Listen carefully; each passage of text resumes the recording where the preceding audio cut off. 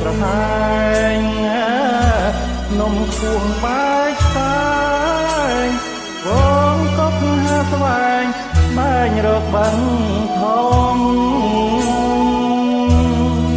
អងទួញបោកខ្លួនដោយព្រាត់ត្រនំឯខ្ញុំទួញយំ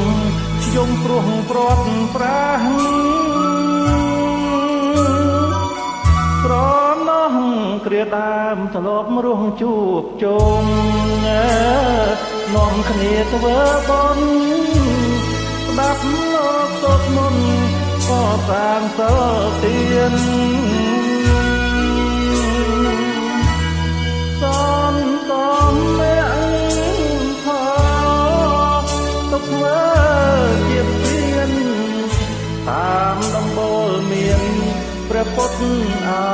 វាទស្ដាយអើយសែនស្ដាយចាយត្រូវឃ្លាតស្ដាយមិនស្ដាយញាតិស្ដាយគូសង្សារទុំនួនជីវិតឡាយរឿងទុកហាដោះស្រាយវាសនាចិន្តាខ្វះណីអោភូមិកំណើតបង្កើតរូបខ្ញុំធ្លាប់រស់សុខំអីឡើយរូបខ្ញុំប្រពន្ធឥតន័យ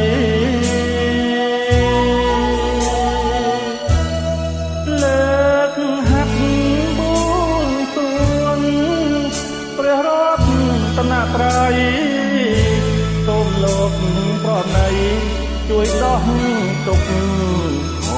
ង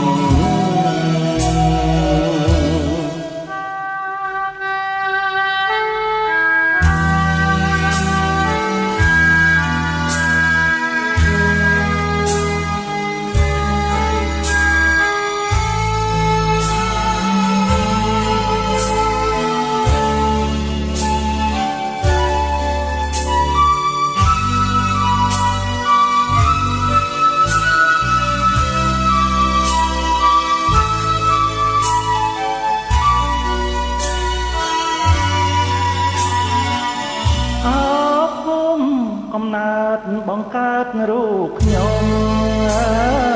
ធ្លាប់រស់សុខំអីឡើយរូបខ្ញុំប្រពន្ធអត់ន័យ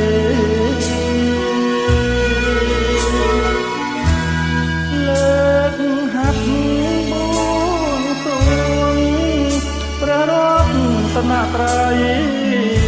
សូមលោកប្រណីជួយដោះទុកផង